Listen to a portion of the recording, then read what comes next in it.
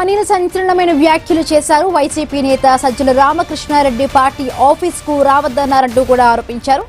Party తరపున advocate ను కూడా ఇవ్వబోమని చెప్పారని తెలిపారు. పార్టీ కోసం 9 నెలలు జైల్లో ఉన్నారంటూ కూడా ఆవేదన వ్యక్తం చేశారు. 22 కేసులు ఎదుర్కొన్నారంటూ కూడా తెలిపారు. జైల్లో 3rd డిగ్రీ వేధింపులు ఎదుర్కొన్నారంటూ వెల్లడించారు. వైసీపీ కోసం సొంత డబ్బులు ఖర్చు పెట్టారంటూ కూడా బోరుగడ్డ అనిల్ తెలిపారు. కారుమూరి వెంకటరెడ్డి తనను రౌడీ షీటర్ గా చిత్రీకరిస్తున్నారంటూ కూడా మండిపడ్డారు. తనపై రౌడీ షీట్ లేదని హైకోర్టు స్పష్టం చేసిందన్నారు. కూటమి ప్రభుత్వం కేసులు బనాయించిందన్నారు. ఆ కేసులపై సుప్రీంకోర్టును ఆశ్రయించారంటూ కూడా తెలిపారు. ఎలాంటి స్వార్థం లేకుండా జగన్ కోసం పనిచేశానంటూ బోరుగడ్డ అనిల్ స్పష్టం చేశారు. తనకు జరిగిన అవమానాలు అన్యాయాలపై ఇక మౌనం వహించనంటూ కూడా తేల్చి చెప్పారు.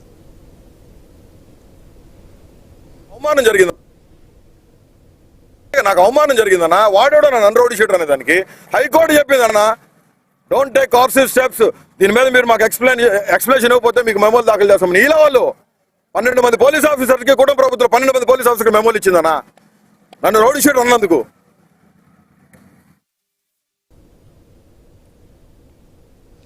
బోరుగడ్డ అనిల్ సంచలనమైన వ్యాఖ్యలు చేశారు. వైసీపీ నేత సజ్జల రామకృష్ణారెడ్డి పార్టీ ఆఫీస్ కు రావద్దంటున్నారంటూ కూడా ఆరోపించారు. పార్టీ తరపున అడ్వకేట్ ను కూడా ఇవ్వబోమంటూ కూడా తెలిపారు. రైట్, మనం మరింత పూర్తి అప్డేట్స్ మా కరెస్పాండెంట్ యాకూబ్ అందిస్తారు. యాకూబ్, మీరు చెప్పినట్టుగా బోరగడ్డ రాజకీయం మొత్తం ఒక సంచలనమే అని కూడా చెప్పుకోవచ్చు.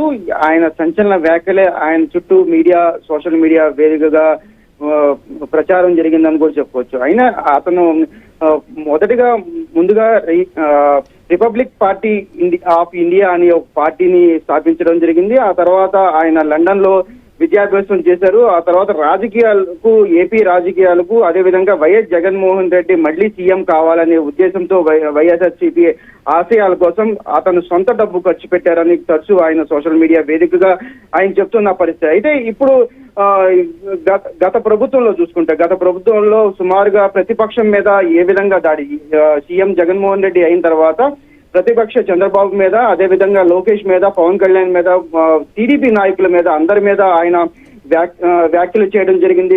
సోషల్ మీడియా వేదికగాను అదేవిధంగా మిగతా ప్లాట్ఫామ్ మీద కూడా ఆయన చాలా దురుసుగా మాట్లాడేవారు. ఈ నేపథ్యంలో టీడీపీ ప్రభుత్వం రాగానే ఆయన మీద సుమారుగా 12 నుండి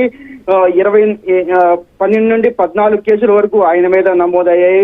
ముఖ్యంగా చంద్రబాబు, లోకేష్, పవన్ కళ్యాణ్ బెదిరించిన కాల్స్ బట్టి ఆయన మీద కేసులు నమోదవడం జరిగింది. 2021 నాటి గుంటూరు ఘటన, అదేవిధంగా దెందులూరు ఎమ్మెల్యే చింతమనేని ప్రభాకర్ ఏలూరులో 3 టౌన్ పోలీస్ స్టేషన్ లోని ఇటువంటి కేసులు చాలా వరకు ఆయన మీద పోక్సో చట్టం కూడా కింద కూడా ఆయన కేసులు నమోదయ్యాయి. సుమారుగా 14 నుండి 22 కేసులు ఆయన పైన ఇప్పటికే నమోదైన పరిస్థితి. అయితే ఈ నేపథ్యంలో గత ప్రభుత్వంలో ఆయన మాట్లాడిన తీరు పార్టీకి కొంత ఇబ్బందికరంగా మారింది. అందువల్ల కొంత ఇబ్బంది కలిగింది అనేది కూడా ఓ పక్కన సజ్జలతో పాటు వైసీపీకి సంబంధించిన కీలక నేతలు కూడా చెప్పుకుంటున్న పరిస్థితి. ఈ నేపథ్యంలో ఆయన్ని దూరం పెట్టాలనే ఉద్దేశంతో సజ్జల రామకృష్ణారెడ్డి ప్రస్తుతం పార్టీ కార్యాలయానికి కానీ పార్టీకి కానీ రావద్దు అనేది కూడా మాట్లాడినట్టుగా ఇప్పుడు చెప్పడం జరిగింది. ఈ నేపథ్యం ఇది అఫీషియల్ గా బయట ఎక్కడా వైసీపీ అఫీషియల్ గా అయితే చెప్పని పరిస్థితి, ఆయనకి డైరెక్ట్ గానే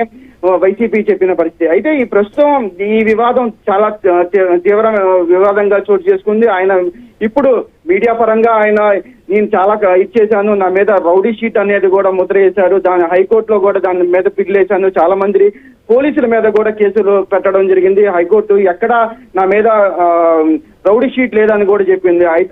అలాంటి రౌడీ షీట్ లేని నా మీద రౌడీ షీట్ అని ఏ విధంగా చెప్తారు? వైసీపీకి ఇప్పుడు నుండి ఖచ్చితంగా నేను ఇప్పుడు మౌనంగా ఉండను, ఖచ్చితంగా రాబోయే రోజుల్లో నా మౌనం చాలా సీరియస్ గా ఉంటుంది, ఖచ్చితంగా నేను ఎటు వెళ్ళాలి ఏంటి అనేది కూడా నిర్ధారించుకుంటాను అనే వ్యాఖ్యలు అయితే ఇప్పుడు చేయడం జరిగింది. ఎందుకంటే నిన్నటి వరకు వైసీపీ కోసం ఆయన ఏదైనా ఇప్పటి వరకు పడిన శ్రమ వృధా పోయిందనేది కూడా ఆయన ఆవేదనలో వ్యక్తం అవుతున్న పరిస్థితి. అయితే దీని మీద వైసీపీ శ్రేణులు ఏ విధంగా స్పందిస్తారు అనేది కూడా చూడాలి. మరో పక్కన పూర్తిగా ఆయన ఇప్పుడు నుండి ఆయన మాట్లాడేది వైసీపీ మీద, ఖచ్చితంగా వైసీపీ మీద మాట్లాడతారు కాబట్టి ఆయన ఏ విధమైన స్టాండ్ తీసుకెళ్తారు. గతంలో కూడా ఖచ్చితంగా ఆయన మాట్లాడిన స్టాండ్ ఏదైనా సరే గతంలో కూడా చూసాం ఆయన ఇంటి మీద దాడి విషయంలో కానివ్వండి, అదేవిధంగా ఆయన చేసిన దాడులు కానివ్వండి, ఖచ్చితంగా నెల్లూరు అంశంలో కానీ అదేవిధంగా ఏలూరు అంశంలో కానీ ఆయన